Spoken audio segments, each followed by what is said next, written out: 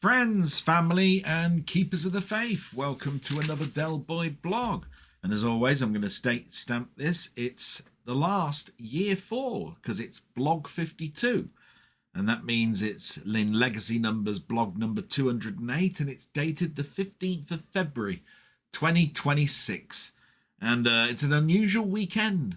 I'll start the monologue with that because it's my mother's birthday. Yep, she's reached a great landmark date of 85, and that means a number of things that are disruptions if you're doing a blog or something, which I'm happy to do. My mum's birthday is President's, but it means that Saturday was a major disruption because that was her birthday. She was born on Valentine's Day, hence her first Christian name, and it meant visitors, lots of sort of like little events like cake cutting and all sorts of stuff, which was absolutely brilliant for my mum, and I was willing to participate in that. But my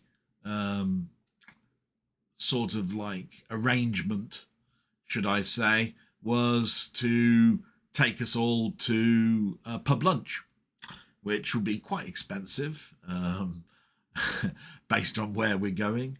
But it also means, how are you going to get her there, or us all there? We're going to go by car? Are we going to use the wheelchair? The weather is a factor. How I'm going to do the blog, because the blog is obviously very important, but it's secondary. How do you prepare for the blog on the Saturday when so much is going on? How do you record the blog when there is a lunchtime event, which is where sort of like the middle of my blog would be. So pausing, stopping recording, all of that's going to be in there. All sorts of stuff. But what a milestone, 85. I hope for some more, but you can't tell with vascular dementia, so I'm treating this lunch thing very seriously, and I think everybody is, and we all want it to be a success. So that's brilliant, isn't it? So that's all I've got to say. It's been a mixed week. I'll talk about that after I get the news out the way. So let's get the news out the way, shall we? It's all crap again, and all politics and all sorts of stuff. I don't really have an opinion on it. But the first one up here is RPM again, Keir Starmer. He's faced a turbulent week following resignations of several senior aides in the Labour Party. The Cabinet Secretary, Chris Wormold, stepped down after the appointment of Peter Mendelsohn as the US ambassador, which started the whole vetting row. And then, of course, we get to the second one, which is Mendelsohn again. It's all going to be all about this, really, to be quite honest. He's facing calls from US lawmakers to testify before Congress regarding his relationship with the paedophile Jeffrey Epstein. To be quite honest, all of this, it just blows my mind, to be quite honest. And, I'm not going to give any opinions. It's absolutely a torrent, this Jeffrey Epstein thing. A lot of us are passionate about convicted paedophiles, how people around them, how they didn't know about it. I mean, come on. With some of this stuff coming in as in plain sight type things. So yeah, I mean, I understand, if you're not a close friend, but these are close friends, people that have been around them for years, must have seen something, you know what I mean? What else have we got? Yeah. Amidst security tensions, the PM, that's our PM, has announced the UK will deploy a strike force of warships and stealth jets to the Arctic in Operation Firecrest. Yeah, there's some tensions going on. It's there is all sorts of stuff going on with which, as we know, my long-running bit about Ukraine and Russia, and then of course you've got all the other ones going on with Iran and so forth. Now tensions go to such a high point that we've got operations going on now, which further stretch our army and forces. So yeah. So let's move on to sort of lighter things. And I mentioned last week about the Winter Olympics and how Britain really doesn't have much of a chance, but we had some success eventually on a week into the Olympics, believe it or not, a week in. So Friday, Saturday, it was all doom and gloom really for us if you look at it as medal success, which I never do in the Winter Olympics. So we got our first gold for Team GB as, I think his name's Matt Weston. He made sporting history in the skeleton event. I think the skeleton event is where you go down a bobsleigh chute on a sort of like on an iced skateboard, ice sort of like skis, at the bottom of the skateboard, and you hurtle down at 100 miles an hour in the fastest time possible. Absolutely fantastic. Probably something that we can do quite well because you can build a man-made bobsleigh. But I dare say Matt has trained in other countries, which must cost an awful lot of money in sponsorship and so forth for that event. So absolutely fantastic. The curling has been a bit of a disappointment for me. We were doing incredibly well at the beginning. I think we won 7 of 8 games, which put us into a final type event, but we lost our silver standing, dropped to bronze, and then in that particular match to get the bronze medal, we lost that. So basically we came 4th, which is nothing. And that's a shame. Such a shame. In fact, oh, stop, Alexa, stop. I don't know why that started. I didn't say Alexa. But that brings us on to another thing a little bit later on. But yeah, we collapsed in the final one. So is there going to be any more golds? Well, you never know in ice skating and other sort of like events. I don't see anything in downhills or anything. We've lost in snowboarding skill sets and all sorts of stuff. I think we were doing quite well at one point in the marathons that they do, where you ski and then walk ski and then use shooting and all sorts of stuff as part of a sort of triathlon type thing. So who knows? But nice that we got a gold medal. I'm made up for that. Other news, the popular craft beer known as Brewdog has been put up for sale and may force the being broken up as a company. Always sad to hear about our companies and so forth doing so badly in this climate, and how little they're given help. So that's upsetting. And a little bit of a concerning one. It's very early days at the moment, but a London health outbreak has occurred in North London. So I'm not far from North London, as over 60 children have become infected with measles. So there's a strain of measles going around and it's hit very, very quickly. So yeah, bit of a concern because that could spread. Measles is terrible. I've had measles, I've had an inoculation with measles, but I feel about the rest of, England, UK, and how far this strain might spread. It can cause major disruption. The National Health Service is stretched to the hilt. So yeah, major concerns. And that's all I had for the news. It's I could have gone further and further, but it was all politics and war and all sorts of stuff. There was a few things about the economy, but I only put it in as a date stamp.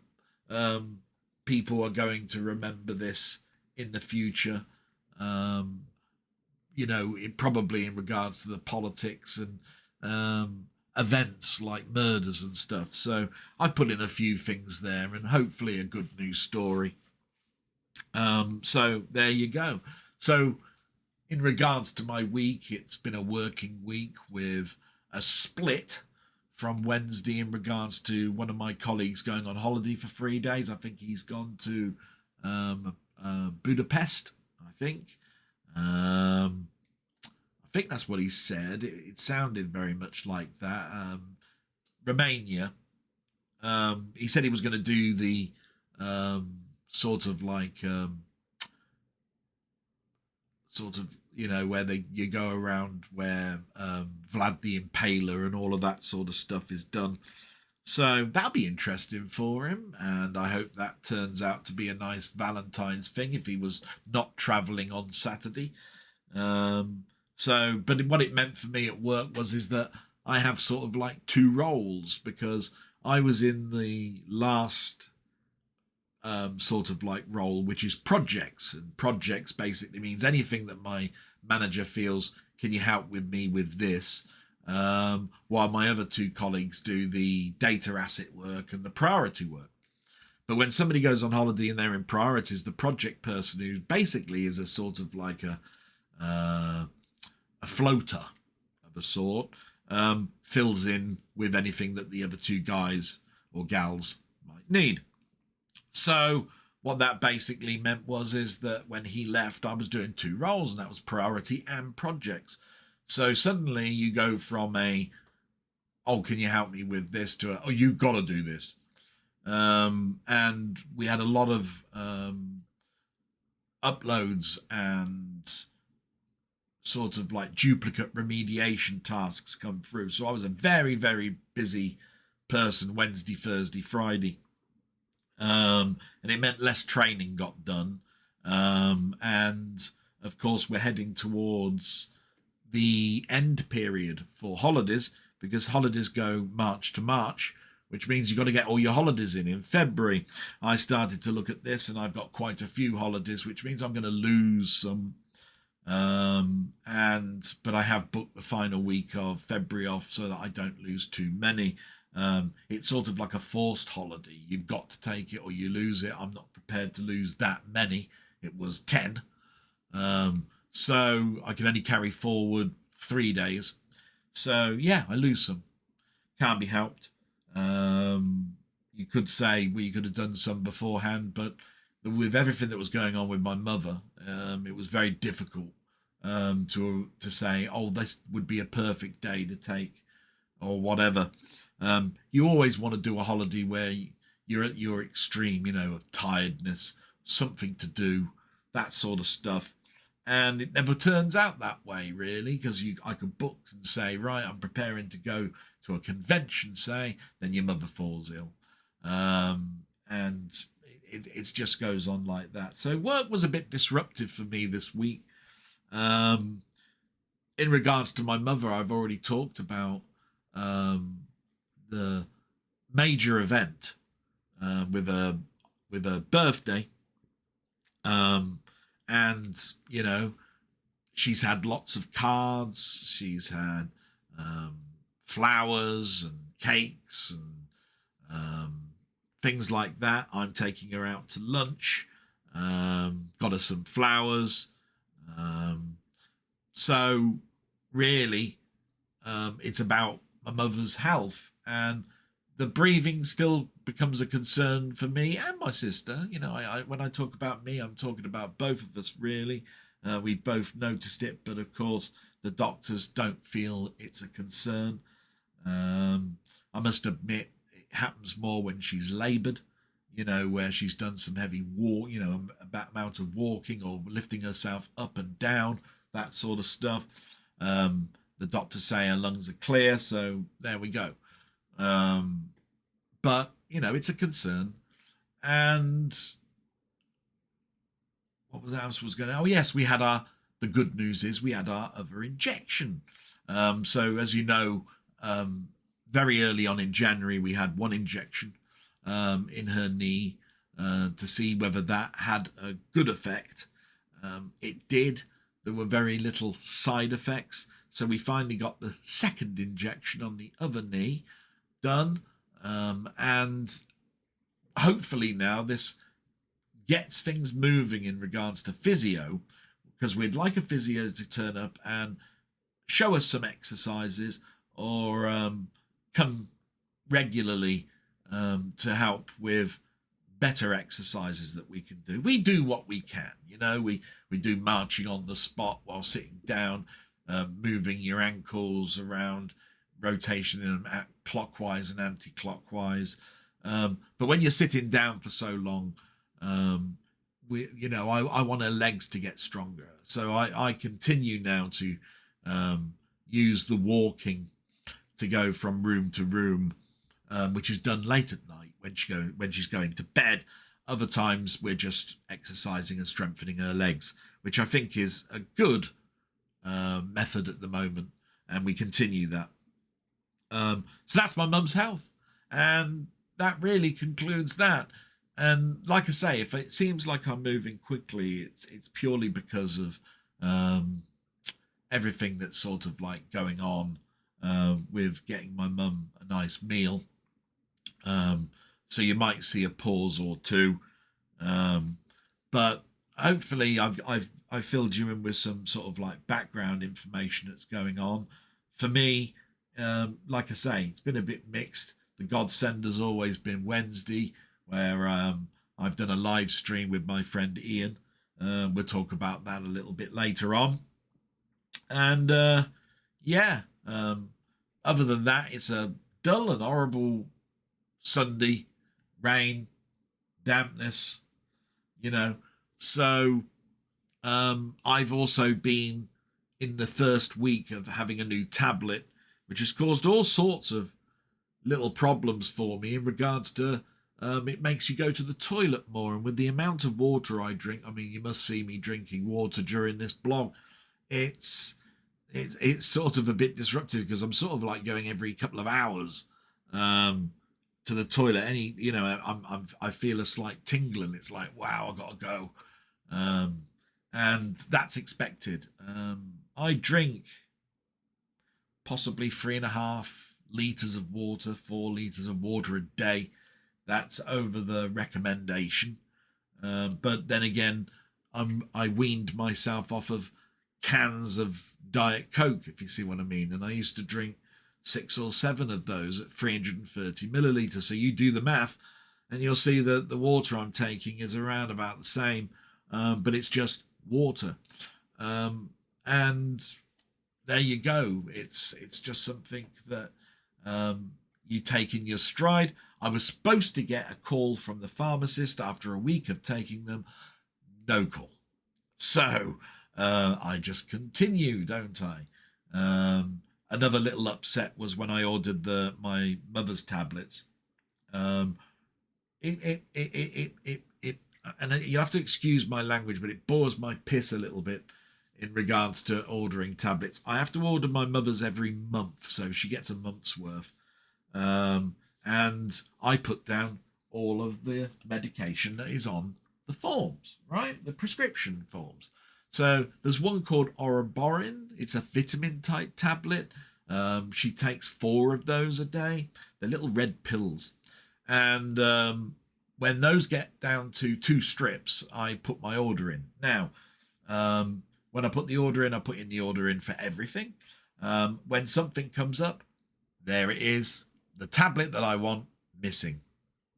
And it's distressing.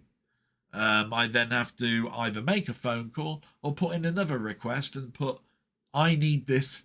You've missed it out. Get it to me. Now, normally you check your medication if you go down and collect it, but because my mother is immobile, they deliver it. The difficulty with delivery is you can't check it by the person that drops it off at the door, and the person that's checking it would be my sister, and she wouldn't actually know what I've ordered. So I'm at work. So when it comes through and I go into the kitchen and it's all laid out, there's the missing stuff. So you can't use the rule, any missing tablets is at your own fault, because you should check it before you leave the surgery because it's delivered. So yeah, another little headache. So I've had to reorder those tablets and I'm now waiting for them. And all this waiting means, less tablets. So yeah, it's not a good situation. So there's another little thing that I nearly forgot, but I've got it in eventually. So moving forward, we'll go into the shout out, shall we? I love the shout outs, all these people that watch and leave a comment, or wishing me well, or my mother well, or my sister well if they want to, or whatever, these are all good things. I do talk to my mother at night and I say that there's a lot of well wishers that she wouldn't really know about, that are all wishing her really well. She probably doesn't understand all of that, but I think it's really good that she hears good stuff. We try to hide, both of us, anything negative. My mother doesn't need that. So that's all good stuff. And I've tried to reach out to a couple of people that I think are just very busy at the moment. Denny is one. I'll be trying to contact Rocket Bunny shortly. I haven't heard from him for a while. But I know that these people are working. But there's one person that I will be mentioning out in the shout outs that didn't leave a message, but because he can't, because of something that's happened on YouTube. So with that sort of like bombshell of a news, I'll read out what those shout outs are. And the last person is the one that I'll talk a little bit more deeply about. So thanks very much to everybody that watches, but to these people that left comments, thank you so much. And they are Frank Holder, Colin Jones, aka Ponder, Roberts Retro Gaming, Ian Hill The Ramblings, Wee Bob Art, Martroid, Carl Todd, and lastly Steve's Gaming Part 2. And this is where I have to turn around and go, it's such sad news, because Steve's Gaming was just doing getting off the ground again, got his subscribers back up to just under 100 after losing his channel some months back now. It's very hard to get yourself back into the energy to do something like this. And he's got quite a nice following on Twitch, which is great news because it gives him an outlet. But when it comes to YouTube, he was doing a new series. It was his gaming years. I believe he got 2 videos out, 1978 and 1979. And he woke up the next day and his channel has gone. No idea where it went. It disappeared from my subscriber side of who I've got as for subscriptions. Don't have that many, by the way, subscriptions. I got maybe about 100 movie, game, that sort of stuff related. And because I watch everything of Steve's, he's at the top, you see. So you notice these things. But he came up to me and he basically said what had happened. He just woke up, wasn't there, sent a message to YouTube, got a YouTube email back saying that his ability to send emails for it to be looked at in regards to his case has now stopped. He can't do any more of that. And here he is gobsmacked because there's no email being deleted where it's dropped the link to his channel or any of that went on before. This is all down to either hacking or some mistake YouTube's end. So he's looked at some YouTube channels that have had this happen to them and tried to follow through with ways of getting in contact, whether that be through Facebook, whether it be through YouTube's own system, whatever. And he waits, and it must be a distressing time. I mean, if it was me, I can totally understand the statement where you turn around and say, giving in with YouTube, what a waste of time.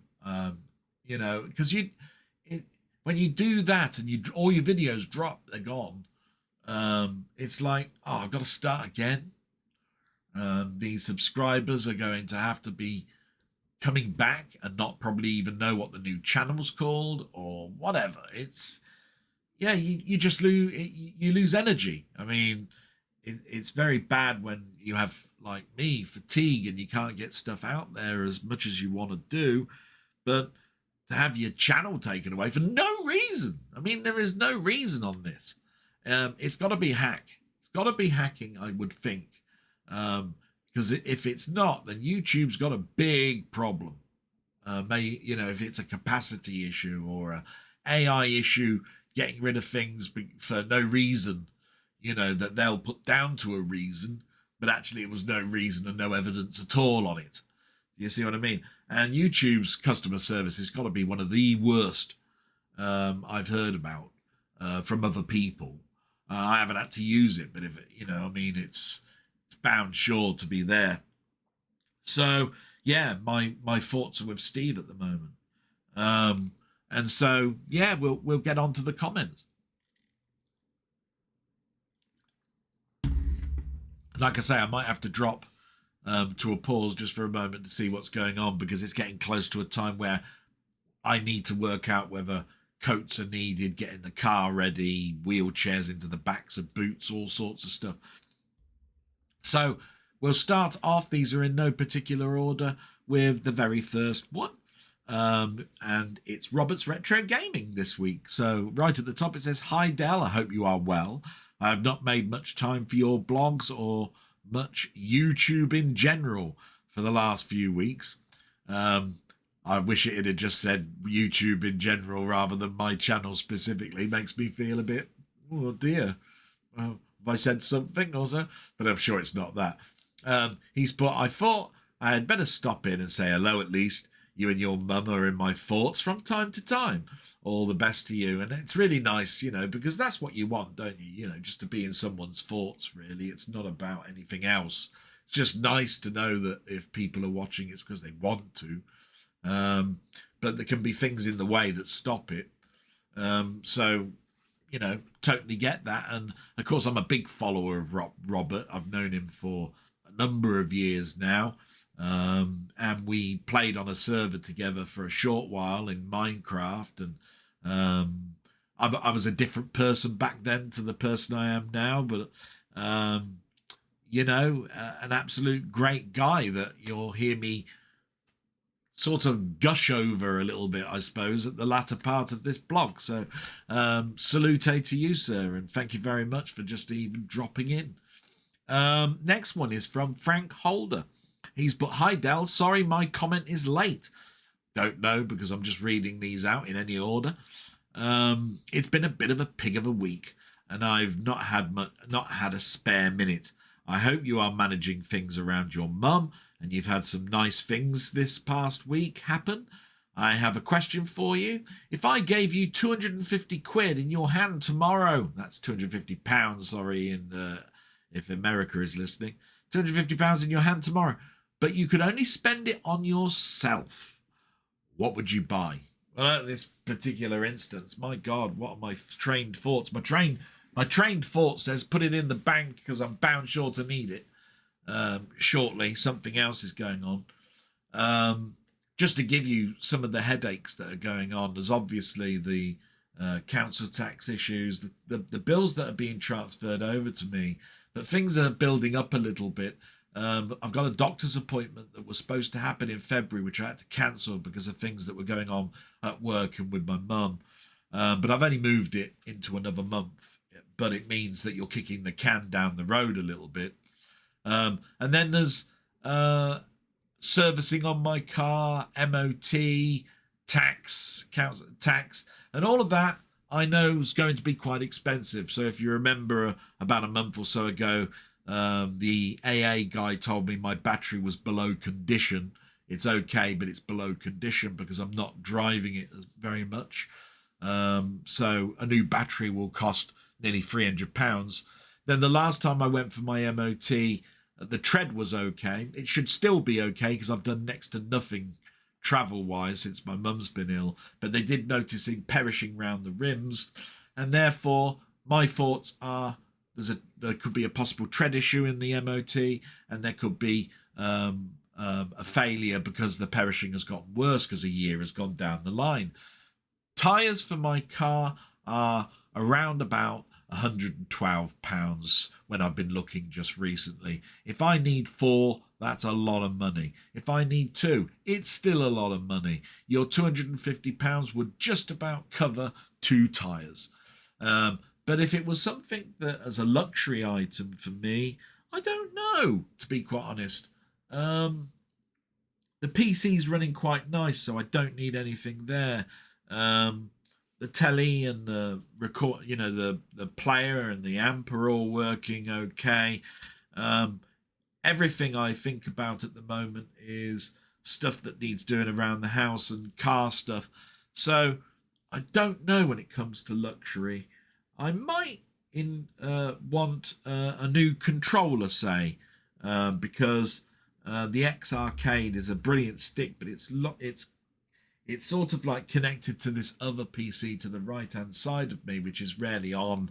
And I'd like something that's a little bit like what my colleagues have got, like Colin and Ponder, where they've got custom built controllers, which use better sticks, like Octigates and so forth at the bottom. And so, because this this Mayflash one is good, and I've changed the gate and I'm better with that gate.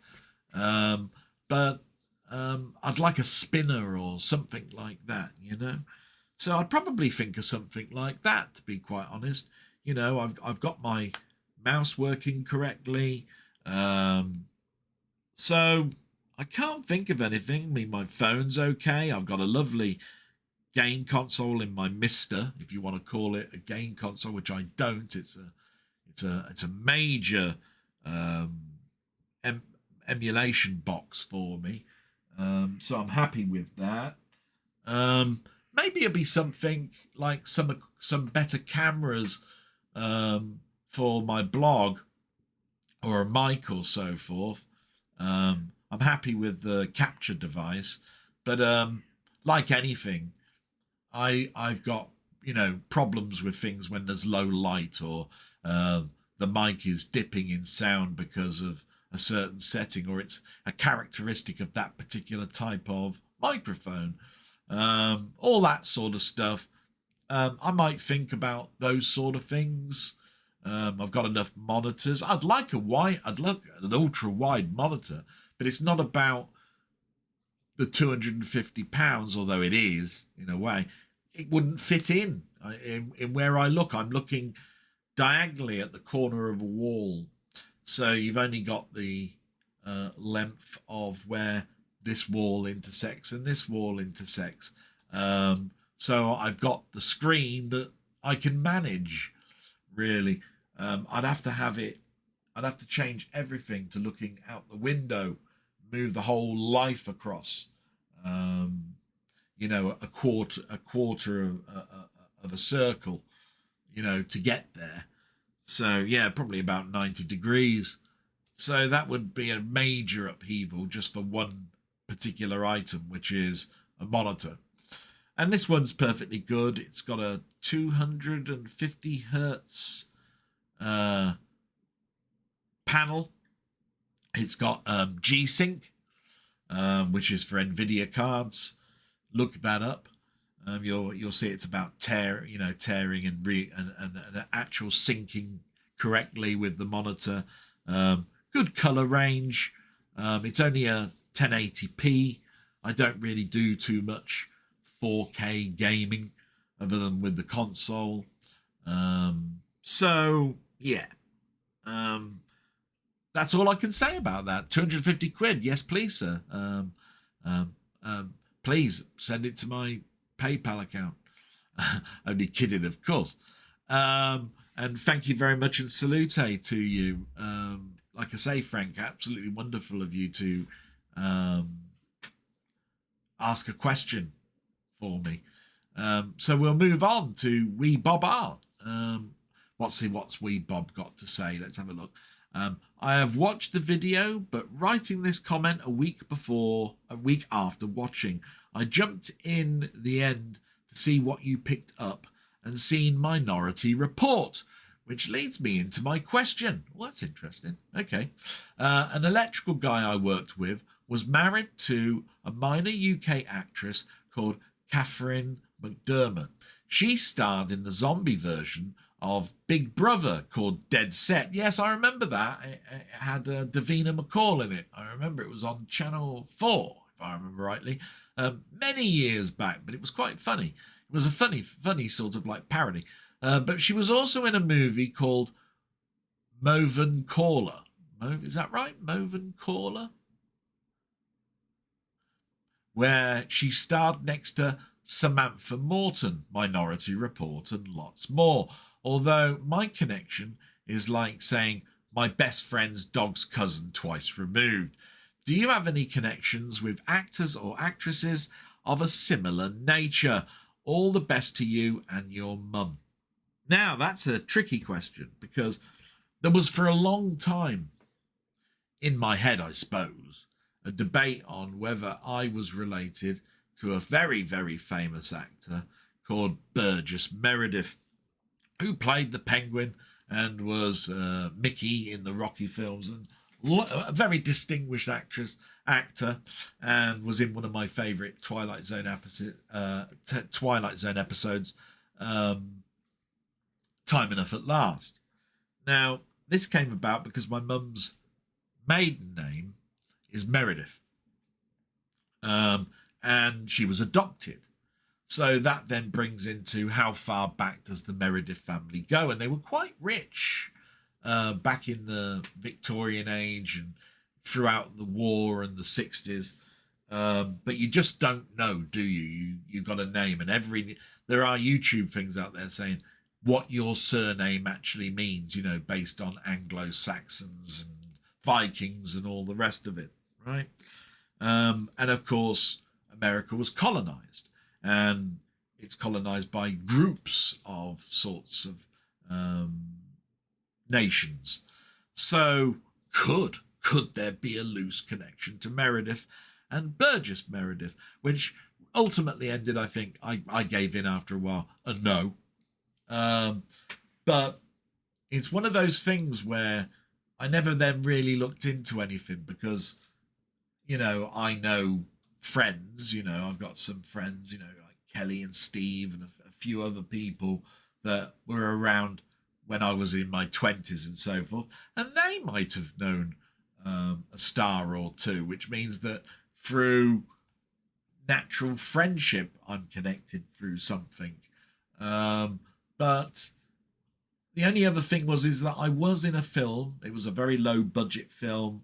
I was an extra, and I gave lifts to certain stars to their train stations when they weren't needed for a couple of days. So I would still be late on set, and I was willing to do that because I was heading into the town where the railway station was. And there was a number of people that were not high names, but they were stars that had been in things like, I don't know, The Lion, the Witch and the Wardrobe, or Caspian and that sort of stuff, which means that through association I knew them, and that would be the connection. But I can't remember their names. It was that far back. We are talking 2014, somewhere around there. My brains and names totally gone. The film was called Apocalypse, but it was then changed. I was only in it for a couple of seconds in the end, where you just see me get killed, and in quite a long distance shot at that. But it was a great experience, and I've got lots of fun photos of me having my makeup put on because I was a zombie in it. So yeah, that was a great experience, but doesn't answer your question. I'm going to have to turn around and say I don't think I've got any cousins or family members that have got a connection to a famous actor or actress that's living in my family, should I say. In the past, I can't turn around and say that my nan didn't know Danny LaRue, who used to live near around here, or Isla St. Clair, say. So maybe there is connections there, but they wouldn't be, I think, high connections. So we'll end that one there. Got nothing else really much to say on that one other than salute. Thanks very much. And the fact I know, and you'll know this a little bit later on, Wee Bob Art has got another community question out there. So please go and look at his channel and like and subscribe, but I'll be saying that again a little bit later on. So then we get to Ian Hill, the Ramblings. And what have I got? What's he got to say here? I might then have to take a bit of a pause. But he's put, "Hi, Del Boy. Hope you and your mum are okay and managing to navigate all the health issues." Excuse me, my throat was getting a bit dry. "Really, I believe all you can do is take each day as it comes.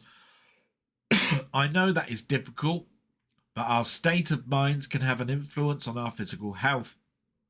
Oh, will it ever stop raining? Every day it just continues. It's dark, it's gloomy, and I sound very cheerful, LOL. With me still feeling cold, it's a great combination. Enjoyed our live on Wednesday every week. That is something to look forward to. We may not have large numbers, but we have some great people who are there every week." And yeah, we've been talking a little bit about this, and we both have agreed, it's not about the numbers. It's always been about us having a chat on a Wednesday because we like each other. And it's almost like being in a pub and talking about our week and what we've been watching, from our hobbies, because we're both movie and TV geeks and love our music and stuff. There's obviously other hobbies that we're not compatible with, like gaming and stuff like that. But there's far too many of the other things, like collecting and all that sort of stuff, that means that we haven't, there is never not 2 hours in us to get across. And when we start off our live stream, people come in and they ask us questions, and they're friends of us. And it's almost like they've joined us at the pub to have a little chat themselves, amongst themselves, and also to ask us stuff, or we might mention something that sparks off something in them.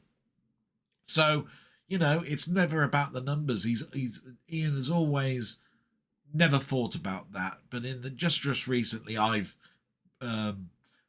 listened to him sort of like explain the numbers to me, and I've gone, yeah, sounds healthy, because it is, because even if somebody doesn't turn up on the day, which is sad because it's a live event, there are people that watch afterwards and they leave comments and it spurs us on. So I find it, if it wasn't there, I don't know what I'd do, because Wednesday's a great breakup for me during the week, looking after my mum. So, I find it absolutely essential, really, sometimes, for it to be there. But Ian likes doing it anyway. And we're approaching nearly 100 episodes. That's 100 weeks of doing a live stream. And that's an event. And there will be an event. Oh, yes. I think we hit that milestone in March. So if you've ever got an inkling on a Wednesday around about 8 o'clock to listen to two old farts talking about film and TV, please pop along. Be absolutely wonderful to see you there. Anyway, enough about that. You've put, "I enjoyed Greenland and Greenland 2. Those are two films, which you kindly sent the downloads to me. Also a new version of Lord of the Flies, which seems to be co-produced by the BBC. It's years since I read the book at school. I think to a modern audience, many of the issues are still relevant. They still resonate, which says a lot about the novel." Yes, it does. And it was sort of like reading that I had to do at secondary school. That's, I suppose, middle school to the Americans. Just to go over something. Greenland and Greenland 2. You can see Greenland, I think, on streaming, and Greenland 2's at the cinema. But I sent them across because I thought it would be something that he might want to buy. I certainly have tagged it for a purchase, so I'm going to be buying that. And Lord of the Rings was on BBC, and it's all able to be streamed right now, but it's being shown on a weekly basis, so for the next 4 weeks. And I watched the first one and I thought, wow, this is good. Now, I remember Lord of the Rings. I've got it on DVD. And I remember the book. And I remember being at school and then wheeling out the TV with the VHS recorder underneath it and watching Lord of the Rings as part of the English curriculum. So when you see a modern take on it, you think, oh, this is going to be disastrous. It's going to be terrible. But it's actually been handled really, really well. I really enjoyed the first episode. I don't know if that quality continues, but it seems like money's been put onto it, because even Hans Zimmer is doing the music to it. So you got to put, your ears have got to prick up a little bit when you go BBC production and a Hans Zimmer score. My God. So yeah, I think some money's gone into this, and that's probably based on the partnerships, because I think there was about 5 partnerships in making this production. So it wouldn't be just the BBC. It would be like possibly the Australian Broadcasting Network and America somewhere in that. But it's being streamed on on BBC at the moment. So that's absolutely wonderful. And I loved it. I wanted my friend to have a little something to say about it in our stream. And he agreed. He liked Greenland. And I dare say at some point that might be tagged for him to buy. But I definitely will be buying Greenland. He continues, I watched more films from my collection. Your blog raised the question of zombie films, so I got out my collection, a brilliant Hammer film, The Plague of Zombies, 1966, which was shown as a double with Dracula, Prince of Darkness in 1966. That would have been a real big treat at the cinema. I loved Andre Morel in the lead role. Always thought he was great as Dr. Watson in The Hound of the Baskervilles in 1959 with Peter Cushing as Sherlock Holmes. There was also a young Jacqueline Pearce in it. I thought Hammer did a really good job with zombies. The dream sequence was excellent. Yes, it was, and I've got Plague of Zombies myself. And I'm not sure if I mentioned it amongst my zombie films. I know I mentioned Wreck and other films that were in there. There were so many, so it's a bit hard to think back and go, oh, what did I actually mention there? So, yeah, it's absolutely brilliant, Plague of Zombies. I like Hammer films. I don't think we talk too much about Hammer films too much. Whenever somebody's got a horror discussion going on, they're mentioned as an afterthought rather than as a main point of interest for a whole episode. It's always about the latest hot slasher film or whatever, which is brilliant because I love all of those conversations that go on. But we should never forget the Universal monsters, the Hammer horrors, all of those. They deserve recognition. So we get to your question, Ian. My question this week is, what are your favourite monsters in TV and films? An easy question this week, is it? Yeah, I've missed where that's an easy question, matey. But I'll tell you one that's instantly come to mind, and I don't know the name of it, right? In the first season, I think it's the first season, yes it is, In Space 1999, which is a great little TV show that I have fond memories on, and the Eagle was just a fantastic craft, and it's an interesting premise of a TV series. Go and search for it.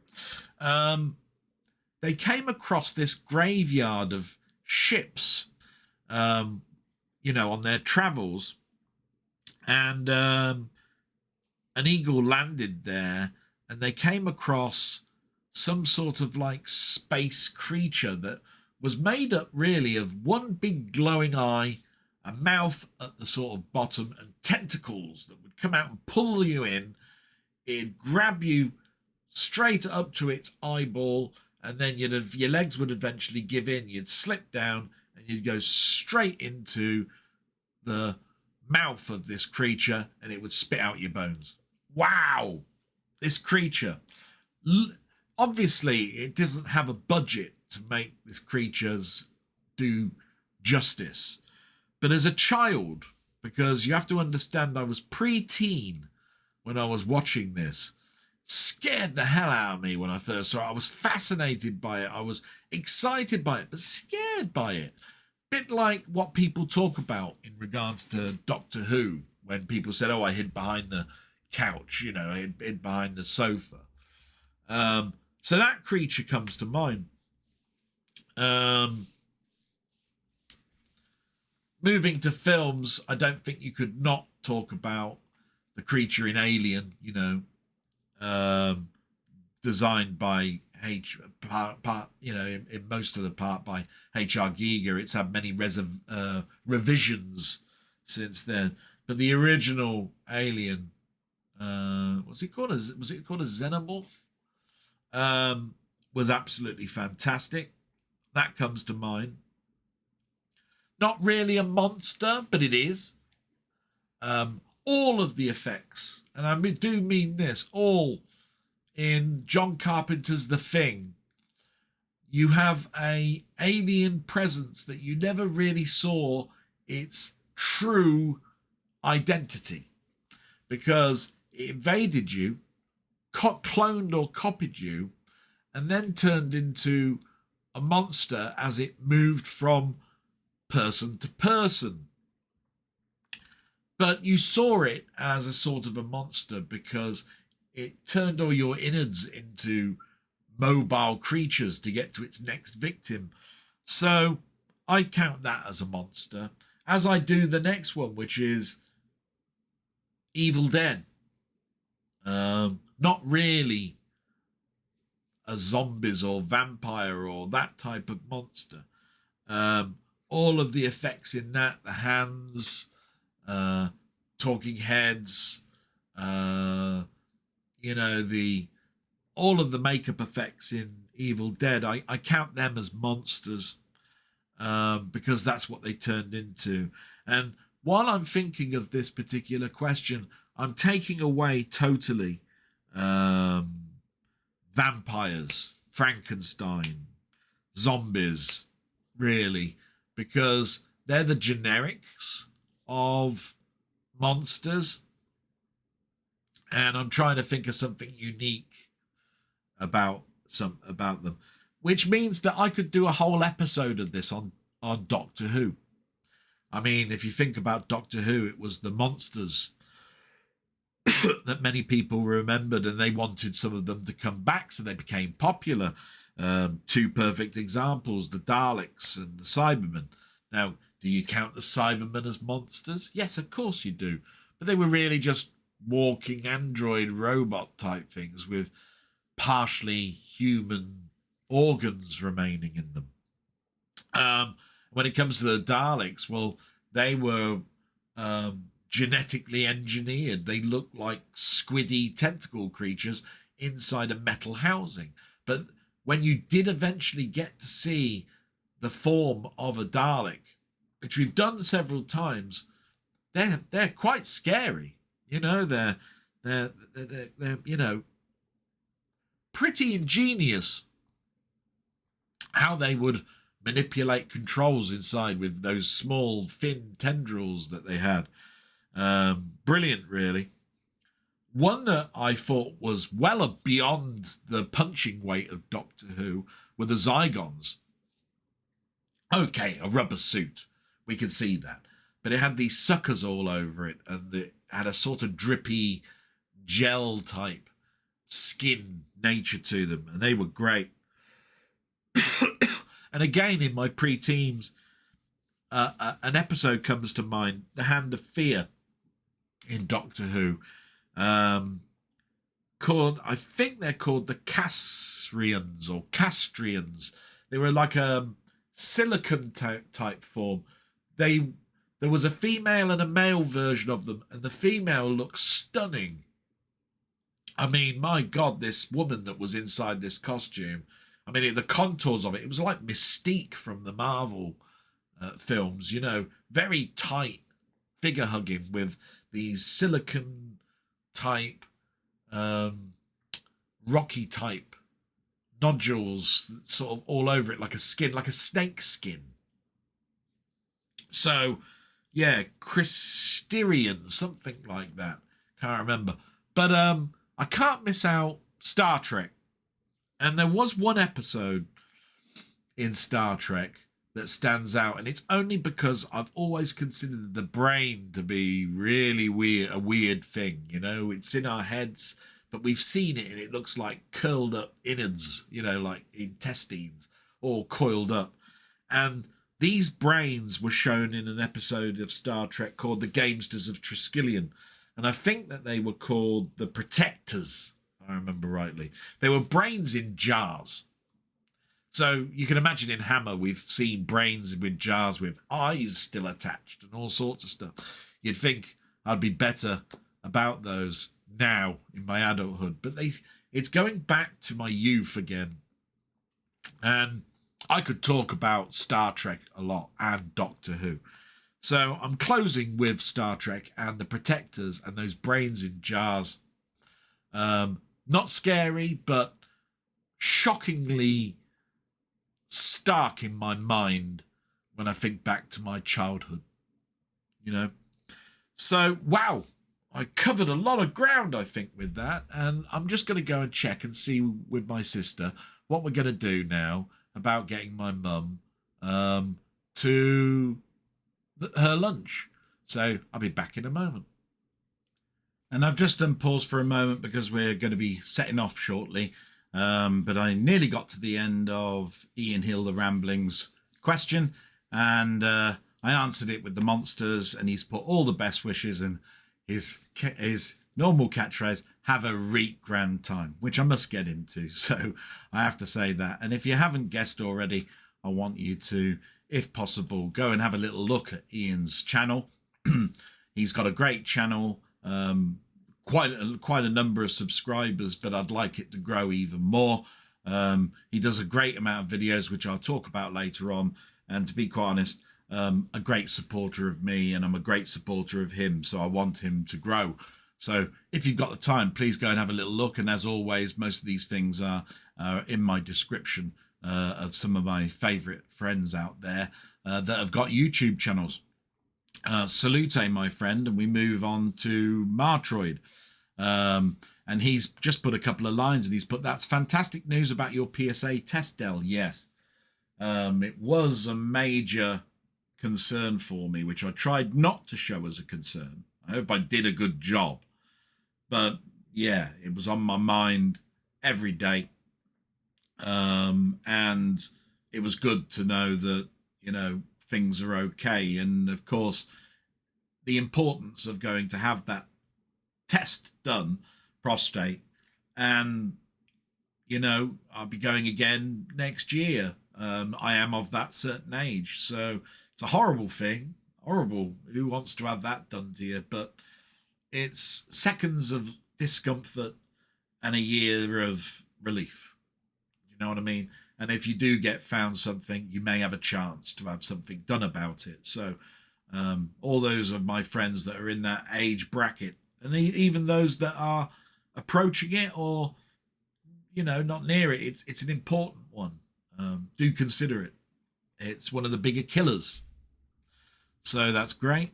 The next one's got quite a lot to read, so I might going to have to put it on hold again here because I'm not going to be able to do it justice.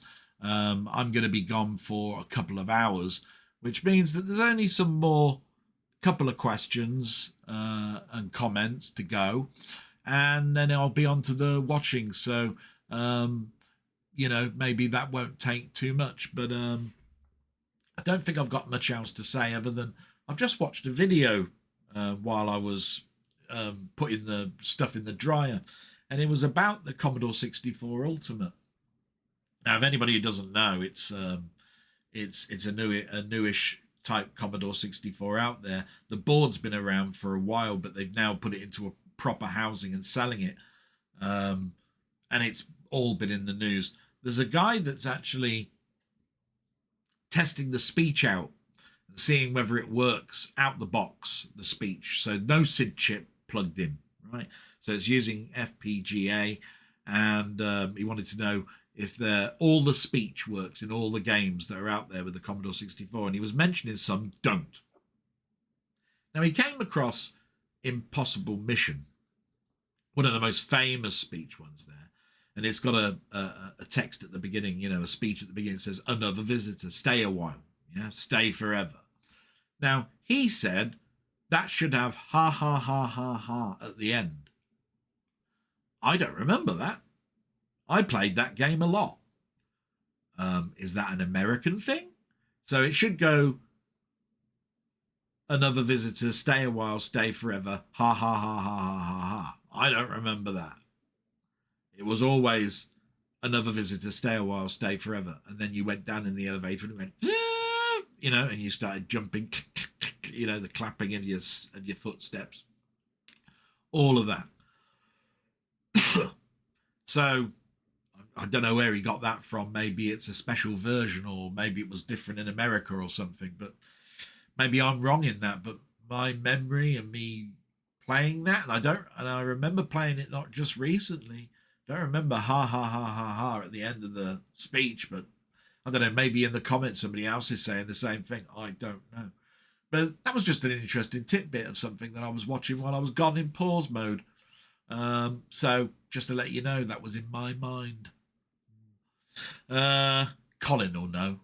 Colin's such a fantastic bloke, by the way. He's got a great channel, Ponder. Right. He knows just a bit. If what he doesn't know about Commodore 64 ain't worth knowing, really, I feel. You know, bigging up my friend a little bit here. I mean, I knew an awful lot.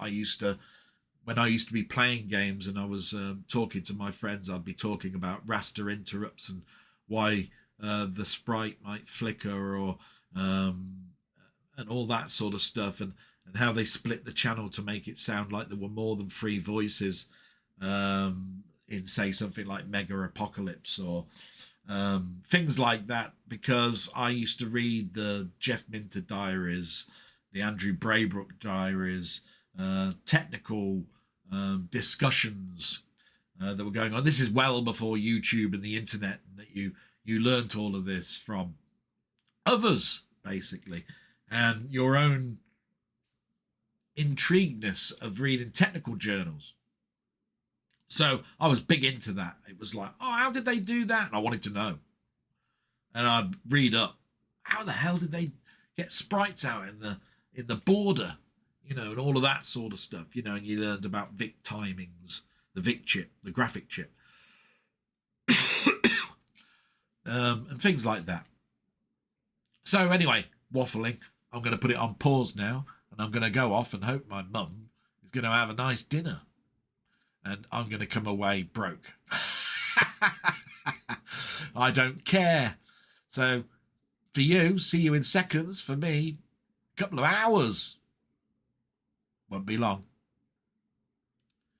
And I'm back, and what seems like seconds to you has been several hours for me, which you could probably tell by the lighting in the room. And I hoped that it went really well. It's, as far as I know, it did. It was a bit of a problem getting her there, because I don't know if I've ever explained this, but to get my mum out of the house, we have to use ramps, foldable ramps that are like razors when you pull the extender bar out. And then you've got to get the stirrups onto the wheelchair, and then you've got to put a coat on your mum. And of course, my sister did a wonderful job of getting her all ready, but as soon as we lifted her up off the chair, she'd gone to the toilet, which meant we had to change her clothes and then get her out the house. And then I had to put the ramps in and lock the door and then wheel her around to the place, which is about half a mile away. And then you have to sit at the table, and it was a low table, which was great, but unfortunately there was several wheel-based people there, and we couldn't sit her next to where it would be warm, so she was cold. And the when we finally sat down and I ordered the meals, they said there's a 40-minute wait, even though we'd booked the table and we were there at 1:10 and it was 1 o'clock when we got, which I booked the table for. So yes, it didn't go terrifically well. And then when we got back, she'd gone to the toilet again, probably because of the wait. Finally got the ramps all up, got the trousers off and managed to change her into her clothes. And she was sitting down with a cup of tea, and I said, "Did you like that, Mum?" And she said, "No." But I understand why no is there. She said it's because she was cold. So I like to think that everything was appreciated and good. I know it is from my sister. But when you saw your mum face light up, and she was warm all the time in the house, and she had a cake with 8.5 candles on it for the decades that she was in, and there was never a no in what she didn't like, it does make you feel deflated. But neither here nor there. Let's go past that. Let's get to the last comment, I think, and it's from Carl Todd. And he's put, "Hi Del, I hope your week went smoothly and that your mum's condition was more stable. It's really crazy to hear that medication can be approved by the doctor and then denied by the person that is supposed to administer it. Yes, we think that as well. The Techmoan video was very interesting to me." I'm glad you watched Techmoan. I don't know many people that listen to the bits that I watch and say, "Oh, I watched that because..." And you may be watching it for years, and I hope you have. It's a very interesting channel to me. So the Techmoan video is very interesting to me because I have an old Mathmos rocket lava lamp, but it uses bulbs that I don't think are available anymore, and he actually says it himself. They're LED lamps. They don't make these. They're G grade. I don't know that the newer versions are GU10 bulbs and that you could buy them as separate parts. I will look into getting a replacement base holder that uses the GU10 bulbs and then stock up on some bulbs. Yes, because you can buy them. And he bought himself about 4 or 5 and said that'll last me till I die. And that's the way you have to sometimes look at these things. Have you ever noticed, actually, thinking about that you buy a mop and it says, oh, it uses these speed wipe things and they attach to it, and then you buy it with some speed wipes, and then when you go back you find that they don't make that anymore. And there have been many instances through my life that's happened. Absolutely awful. I've done it with all sorts of stuff. Nothing really comes to mind right now, but they don't make Black Widow catapults anymore that I know of. I think pellets are now BBs, not pellets, but I think you can still get 177 and 22 pellets. Just get the normal pellets. But you understand where I'm coming from, where you buy something, it's maybe a cleaning solution, and it says it comes, and you can buy refills for it. And then when you go to buy the refills, bugger me if they haven't basically discontinued the line and you can't buy them anymore. Absolutely atrocious. But anyway, you've got some questions for me, Carl. So here we go. There have been some film adaptations of some existing titles that form a franchise, but only the first film has been made. For example, Ender's Game. Similarly, there have been some films made where a franchise that now seems to be forgotten. For example, Dredd. Yeah, as in Judge Dredd. So my question is, what franchise/world would you like to see more films or even a TV series set within to see the story continued? That's interesting. Yeah. One that comes to mind instantly, film-wise, Galaxy Quest. Now, Galaxy Quest is a parody on Star Trek, and they ended with them landing on back on the planet Earth. They crash-landed, and it was at a convention. And it then said the continuing adventures of Galaxy Quest. And you saw them older, saluting to the camera and all of that sort of stuff. And I'd have loved to have known what continued in that vein. And I'm pretty sure there's a number of people that would probably want that. Another one, let me think of. Yeah, Flash Gordon, you know, the 80s one with the Queen soundtrack. Ming the Merciless is impaled on a rocket sled. Well, it's actually the rocket ship. And it goes straight through him. He still has power, he believes, in his ring. He holds the ring up, but then he disappears. And it seems like he goes into the ring and the ring falls to the floor. And right at the end, when the dust is settled, it's blowing away, you hear Ming's laughter. And you think to yourself, wow, yeah, I wonder what happened there. Wonder what could have continued there.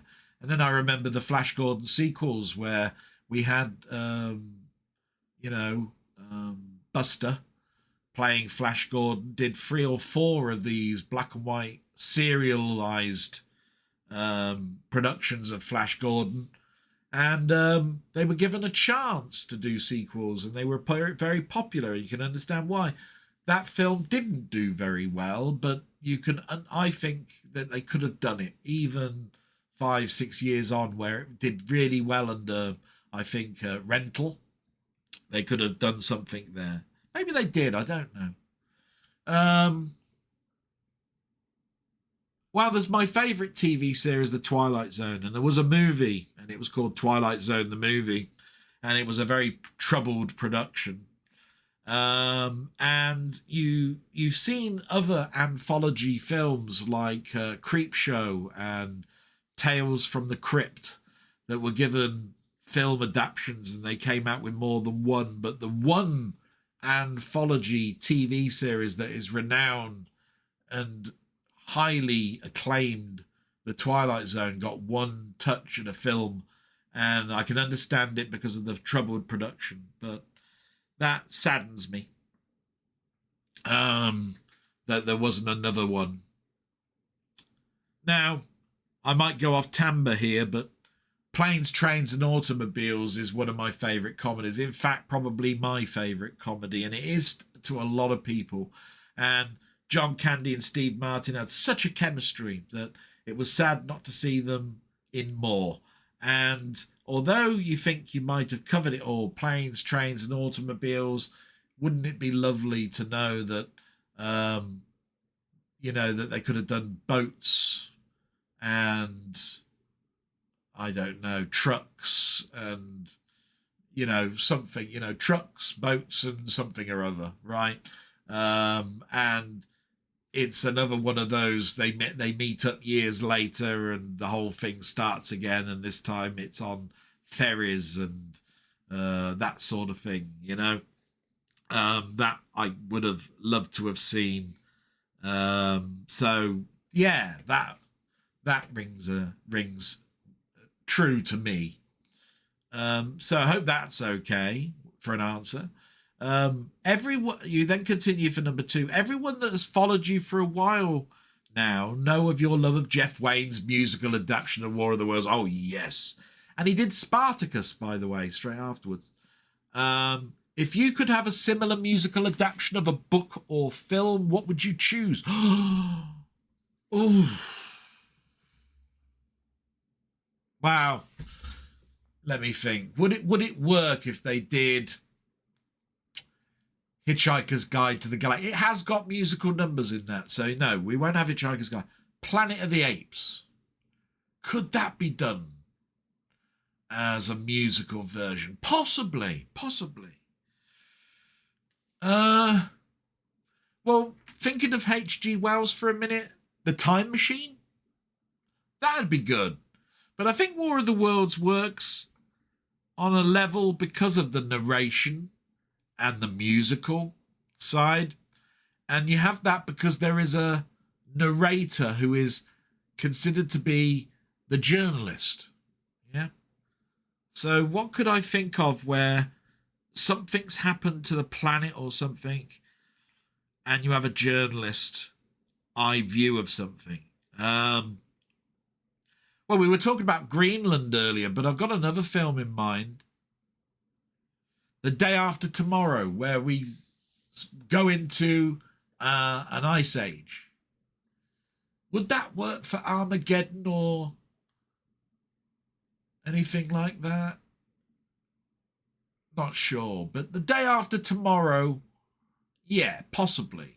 You know, a man's journey across the Ice Age, trying to find his son. All these people that have found places to survive in. The Last of Us could possibly be done that way. Yeah, there's probably quite a few there. You then continue. I mentioned this as my placeholder comment, but I highly recommend Train to Busan. It's one of the best zombie movies of recent times, and that's all I've ever heard. So I've definitely got to get round to that. The sequels are just okay, in my humble opinion. Worth watching, but not necessary to buy. I also recommend Alive, if you haven't seen it. It's another South Korean film. Oh, I was thinking of a different Alive, possibly set in a crash-landed plane on a mountain. I might have been thinking there. All the best to you and your mum, and thank you so much, Carlton. I definitely got to get round to Train to Busan. The reason for the dilemma is I'm forever buying then one film and knowing that there are two others, and therefore I've got to have them in my collection as all three. It's like having Back to the Future 1 and 2 and not having the third one. I'm terrible like that. But yeah, you're quite right. You've got to do what you can do, and with your money and your circumstances. So salute to you, my friend. And yeah, we've got Colin Jones. So it is the last one. My good friend Colin Jones. And he's put, I have an infrared thermometer that you just point at the forehead and press the button. Not smart at all, but does the job. Yeah, and I think when we chose it, I spoke to my sister and we saw that this one was recommended by doctors. So we went with that one, and I bought one that was top of the range, but now mid-range price. Didn't want to skimp on it, if you see what I mean. But yeah, I'd love to do things like that. And, have the luxury possibly of going along that line, but I didn't. I really hope your mum can get well physically and that you have a good mum birthday next week. Send in my regards as always, what I've just mentioned, and I hope she did. It's always sad a little bit when I get my little bit of news, but yeah,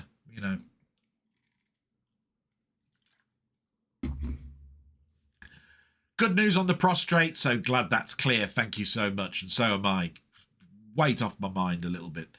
You are spot on about your own health. It's like a foundation. If you're not fit enough, you can't help others. I know in your case you have to care for your mum, but you really need to look after yourself, and you know this, so that's good. And I do. And going back to earlier blogs, you'll notice that was some of the main arguments that I was having in when you have an argument with someone and they turn around and in an argument's sake, somebody says something where they don't care if you live or die or whatever.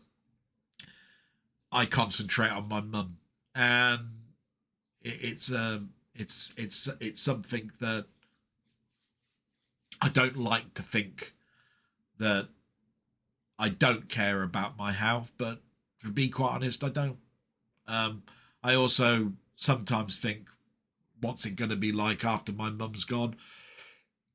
It fills me with dread. I know I won't have much family support, and a lot of people won't care where I live, and that's sad, but maybe it was said in haste. Who knows? The video alternative is Odyssey. Thank you so much for keep reminding me of it. I've got to find time to get my blogs up there and live. I really need to do that, especially after what I'm about to say after this. The Fallout series on Amazon is outstanding. Yes, it is. I like the first season. I watched the first episode of the second. I've ordered the second season as a steelbook. I think I have. I think it's been announced now. I'm pretty sure I have. I do need to get round to watching it, but nobody's told me anything but good things. And I love the first series, so that's great. I have started Fallout New Vegas, but haven't had the time to get much into it. Yes, and I like New Vegas. I played that and stopped for whatever life reasons. You still have a lava lamp? Laughing out loud. Brilliant. I've still got one somewhere in packaging. Don't know anywhere to put it. And then R is the element surprise. Brilliant. Love it. My question, and I'll be putting my views in the blog. Given the hoo-ha coming out regarding age verification on Discord, what are your feelings on social media platforms, privacy, and the available alternatives out there? Oh my God, now I really have got to keep this short. And I have so much that I'd like to say. It's awful, to be quite honest. I don't like AI training. And I don't like data collection. As a whole, I do realise what it is, but there's no opt-out, is there? And now you've got age verification, and furthermore, breaches of our rights are there, and there's no opt-outs. It annoys me. Essential cookies. You can't go into here unless you accept this from our sponsors and so forth. Bollocks. See, it's on over all the news media as well. You try and read the Guardian newspaper online and it says, you can read all our news articles as much as you want, as long as you accept our cookies and all of our partners. No. Well, then you'll have to pay. Oh, thanks. No wonder AI is used in Google search and all of that sort of stuff. It's atrocious. Now, I do know there are several platforms. There is MeWe, Signal for messaging. I think there's something called Masoon or something like that. They all have your privacy is key. I don't know how close they are to that. But this nanny nature and data collection for advertisement pisses me off. That's it, guys, for everything there. And I must go quickly because the light is going into what I watched on YouTube. And salute to Colin Jones. And if you don't know already, he's got a channel. He's got 2. And they're in my text description. And all of the ones that I've read out that have got a channel, Wee Bob Art and so forth, please go and have a look. And I just want to do a shout out to Steve. Steve's Gaming Part 2. He was unable to leave a message for me because he's lost his YouTube channel. And I mentioned it earlier before. What a nasty thing to happen to him. He hasn't got a bad bone in him. Whatever the reason for it, losing the ability to argue the toss, speak to customer service, second time happening within a year. Awful. But he sent me a personal message wishing me and my mum well. And I've sent no end of messages to him, saying if there's anything that I can do to help. I mentioned about some other YouTube people that I've been watching this week that have gone through a similar process. And I know that there are social media aspects where YouTube have got their own element on Facebook, but he doesn't use social media. So his options are pretty restricted. But he's going down a route that might help. And I've got my fingers crossed that will persevere. So please spare a thought for Steve's Gaming Part 2. It's a very sad time to know that at the moment we don't have his blistering wit and funny to his videos not being shown each week.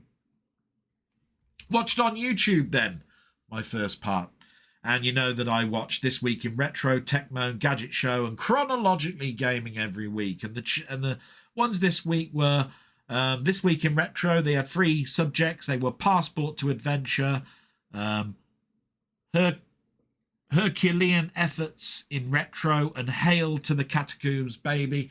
Yes, more anniversary stuff in regards to this time Duke Nukem, and some other subjects which were just as interesting. Great. Techmoan was looking at something called a zip projector, and he chose poorly, he believes. Now, I don't know whether he mentioned the price. It might have been at the beginning, but it looked like an interesting little pocket projector. He explained why he wanted it, which was in case he went on something like a ferry because of the ferry's tellies and the state of some of the equipment in some of these ferries. And this one had so many little quirks and stuff that the price just didn't justify it. The sound was awful, Bluetooth connection was awful, all sorts of stuff. Great little video to watch. Definitely watch that. Gadget Show had 2 videos, and that was the video games for 2026 and Apple's failed AI dream. Both quite interesting. I do like it when they do these top 10 gadgets of all time and stuff. That was quite good. And Chronologically Gaming, as you know, I wish he did a few more each week to get us past 1982. He's still in 1982. And he followed it up with a game on the PC 8801, which is a Japanese computer. And it was called Sokoban, which we've seen many, many versions of through the years, which is absolutely brilliant. I've played that game. I enjoyed it. It's a puzzly game. Then there was a channel called Buy It, Fix It. They picked themselves up a Space Invaders 1979 cocktail cabinet, and he went through the fixing routine. My God, did he have to re-socket this board, put new chips in it, clean it up like it was scratched to hell and all sorts of stuff. And he was using oscilloscopes and all sorts of stuff to see where the signals are. Because anybody that knows Space Invaders, it's in the infancy of microchips. So it does use ICs for its true-false nature of the code. So, yeah. Then there was This Week in Gaming. They showed something I've seen a million times. It's a little clip from Micro Live. It's the Commodore Amiga review in 1985. It was the A1000. It was done in the same year that I got my Commodore Amiga A1000. I'll never forget it. And the music he played on the keyboard with his electric guitar. Brilliant. Always nice to go back and look at that. CJ's Art Studio did A Bold New Enterprise Part 1, a 4K fan film. And it was basically the Enterprise flyby done with the Unreal 5 engine, with interclips from the actual motion picture and sound sort of skipped back in. Absolutely brilliant. Loved it. And then you've got Police Files. Now this just came up and I started to watch it because I was listening to it while I was doing my work, to be quite honest, because you don't need to watch. And it was when cops get destroyed by their own lies. Ever since police have had to have body cams on, the amount of DAs or sergeants that have got DUIs and they think that they're privileged. Awful. So that's what I watched on YouTube, and I've noticed that I'm getting some bounce a little bit from the camera, the judderness, because the light and it's trying to pick up. I'm going to try putting the light on and see whether that helps. No, that's way too bright.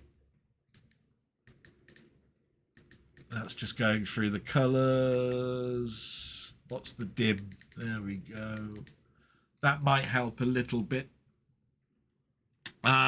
We get to film, TV and soundtrack YouTube. And the first one we've got is Ian Hill, The Ramblings. And what can I say about Ian Hill? Absolutely marvellous. Fantastic. He's a big supporter of me. I'm a big supporter of him. And we do a live together on Wednesday. But just look at the stuff that he's done this week. You've got the top 5 historical films, 2017 to 2023. He did a Doctor Who review, Space Museum.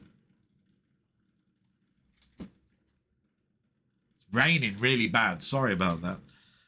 X-Files review, season 5, episode 18.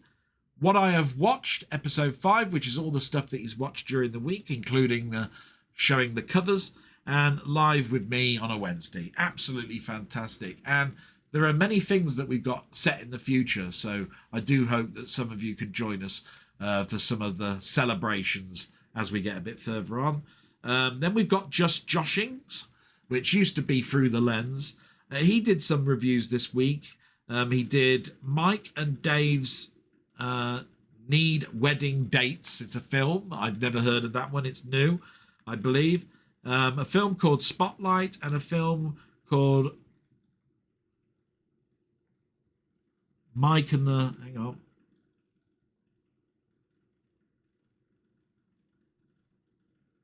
No, I can't read that one. I'm so sorry.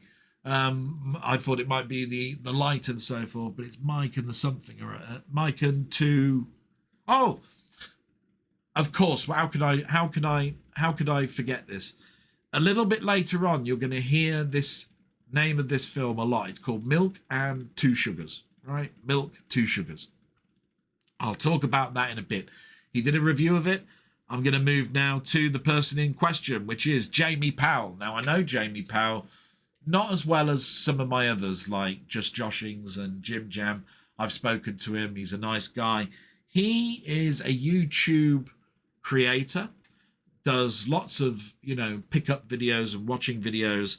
He's made his own film, and I watched it myself, and I thoroughly enjoyed it. It's definitely a recommendation. So I've written here, look, Jamie Powell, his own film, Milk and Two Sugars. And like I say, some others have done reviews of it. Please go and have a look. His name is Jamie Powell. Definitely worth your time. And so Jim Jam Movies and TV, I've just mentioned him. He did some network titles at crazy prices. He loves to tell people and help people know that there are cheap copies of these floating about. You don't need to go to charity stores. But if you go to these, you'll find that you can pick up what used to be 30, 40 quid for a fiver. And he's helped me out no end myself. He got me that Crown Court that I showed you, I think last week even. So marvellous. And he did a review of Milk, Two Sugars. So there's another review that which is absolutely fantastic. We then got Wee Bob, who basically has got two channels, Wee Bob and Wee Bob Art. Wee Bob, he's just done his latest video in such a long time. And he's done his top 5 movies, but he also has put a community question out there on favourite films where it's about a bridge or crossing over a bridge.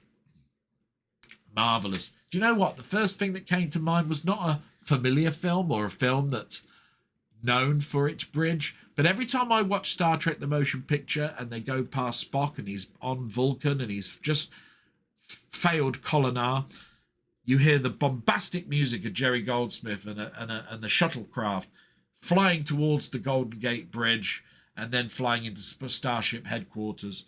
And I love that scene. And I love the Golden Gate Bridge. I mean, I can think of no end of films. Bridge over the River Kwai. There's one, A Bridge Too Far. But I'm going to have a think about it and possibly do a video of it. But you've got a couple there to give you a starter and give your brain a think. How about Indiana Jones crossing over that rope bridge in Temple of Doom, eh? There's another one for you. You can thank me later for giving you tips. We then move to the last one on this page, which is Commode and Mayo's Take. That's because they review films every week. It used to be on the radio. That's Simon Mayo. And they did reviews of Whistle, Little Amelie, Wuthering Heights, Crave 101, and Box Office Top 10. Absolutely marvellous. And we therefore move to the last page. By the way, I'm looking forward to a number of these films that Simon Mayo and Commode have come out with their reviews. So we move to the last page, which is my friend's Game and Tech YouTube. Yeah. So we've got Down the Rabbit Hole. He's done 3 videos this week. He's got an absolute fantastic channel. And so's his sister, the footnotes. Absolutely brilliant. But he did my 46-year-old Don Post Darth Vader mask. That was great. I mean, he bought this Darth Vader mask at a Disney resort about a year after the film came out. So that must be worth some money. Steel Talons on the SNES. That's a game. Quite interesting. Really pushing the SNES because they did mostly Mode 7 rather than 3D graphics. So it was a bit slow in places, but it looked interesting. And then a sad thing, he's got a website called Computer Space Fan, .com. He sadly had to give it up, but it's it has been resurrected. The Dabney Experience, a couple of the founder members of that website have said, we don't want that channel to die, we'll take it over for you. But as anything, the people that used to support that, that presented that website out, have been taken over by another company, and they've trebled the price.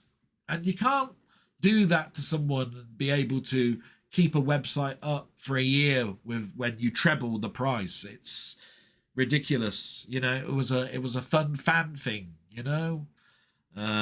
Please understand these things, people, will you? And before Steve's Gaming Part 2 went down, he'd done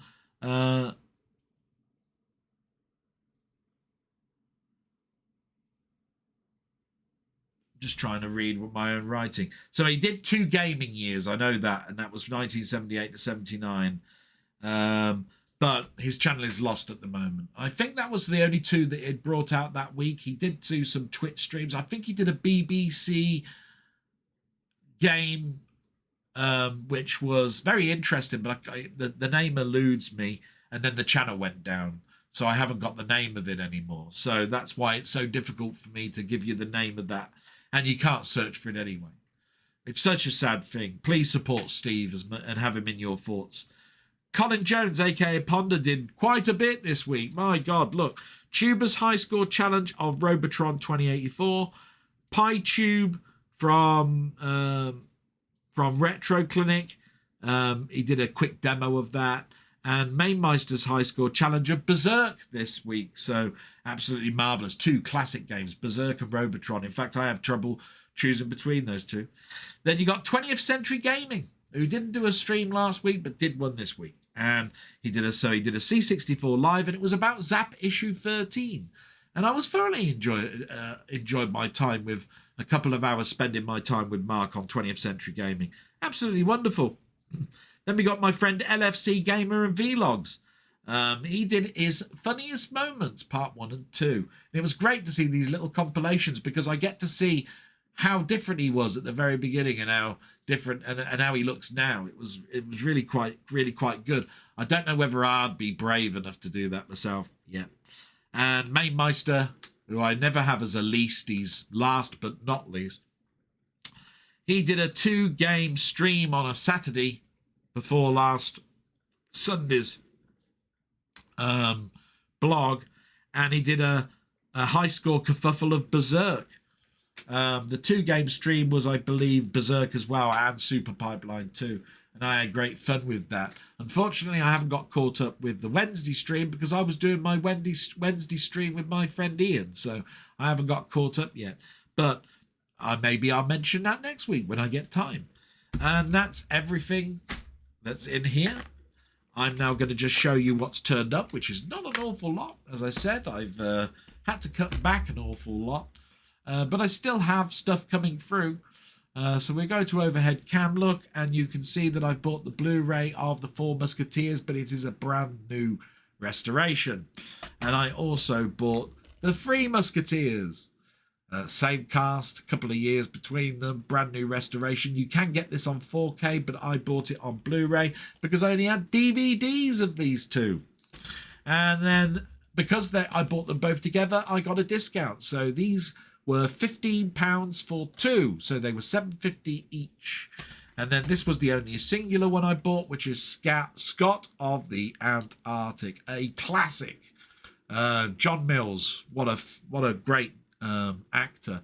And one I remember watching with my dad is Scott of the Antarctic. How sad that expedition was. And basically I fully recommend anybody watching those 3 films. They're absolute classics. Trouble is, they're so old, I think most of you will have watched it. But if you've got some new millennials out there that might not have heard of those, what are you doing? Go and watch these. They're around. Bloody watch them. They're fantastic. And so I'm going to say goodbye to you. What a day. It is now quite late. The light has gone. I hope you've enjoyed this shorter than normal blog, but do understand I had my mum's birthday, and that was very, very important, as you guys are as well, which is why you've got a blog this week. Thank you so much. It's now past the time where I have to go and see if my mum's okay. Then I've got to hurriedly try and get pictures done and wordings and get this uploaded. So you're going to see this a little bit late, but I hope you enjoyed it. And I hope to see you next week where we head into year 5. My God, 5 years. I feel old. And with that, salute. See you soon, I hope. Bye-bye.